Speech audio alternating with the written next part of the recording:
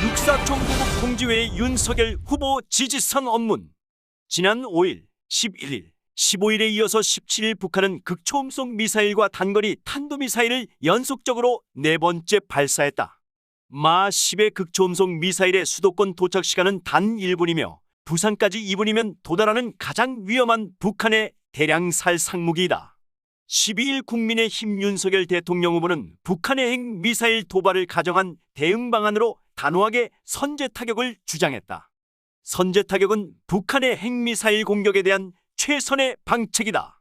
5,100만의 생명과 재산을 책임진 이 나라의 대통령 후보로서 너무나도 당당한 대북 도발 응징 대책을 말한 것이다.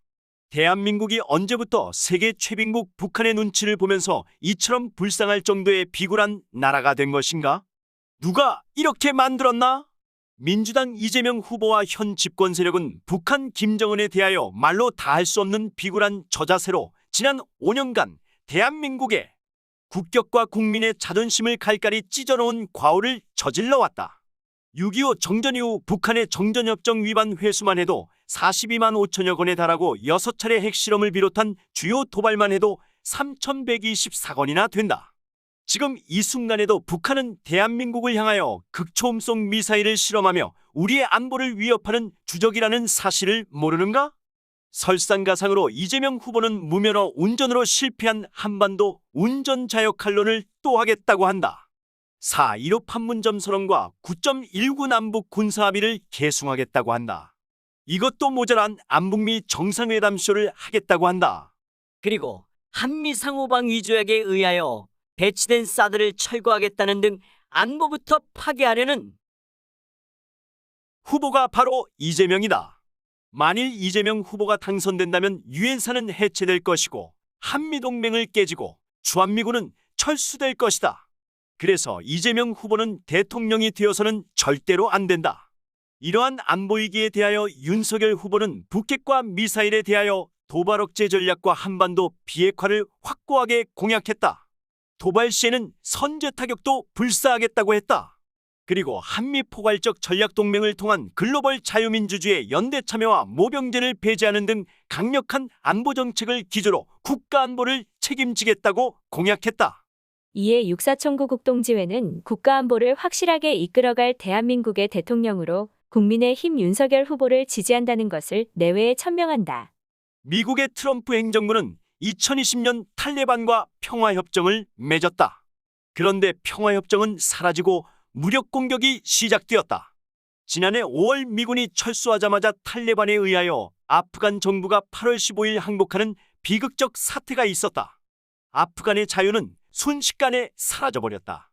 과거 1973년 닉슨 행정부와 북베트남은 파리평화협정을 체결했지만 1975년 4월 30일 남베트남은 무력 침공에 패망하고 지구상에서 사라졌다. 이재명 후보에게 북한과 평화협정은 망국인 걸 아는지 모르는지 묻고자 한다. 이러한 역사의 교훈이 있음에도 문재인 정권은 멀쩡한 정전협정을 뜬금없이 종전선언으로 대체하자는 달콤한 사탕발림을 하고 있다. 종전선언에 정치적 합의를 하면 평화협정을 하게 된다. 그 과정에서 평화가 왔다고 촛불광란이 일으켜서 미군 철수를 외칠 것은 명확한 사실이다. 오늘의 이 위대한 대한민국을 누가 만들었나? 북한과 싸워서 누가 지켰나? 애국 국민들이 멸공반공으로 싸워서 피눈물 흘리며 만든 대한민국이다. 북한이 삶은 소대가리라고 해도 대변인 성명도 못 내는 그런 종북 정권과 벌써부터 김정은의 비위를 맞추려는 비겁한 이재명을 상대로 더 이상 대한민국의 안전보장은 기대할 수 없다는 것이 오늘의 비참한 현실이다.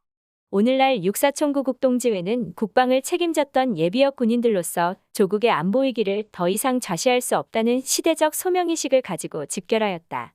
내 생명 조국을 위해 살기로 맹세한 육사인들이기에 대한민국의 위기를 방관할 수 없다. 국민의힘 윤석열 후보와 함께 죽기를 각오로 대한민국의 수호를 결의하는 바이다. 이에 안보관이 확고부동한 윤석열 후보를 지지 선언하면서 국민 여러분들께서도 지지해 주실 것을 간곡히 당부드린다. 2022년 1월 18일 육사총국 국동지회 일동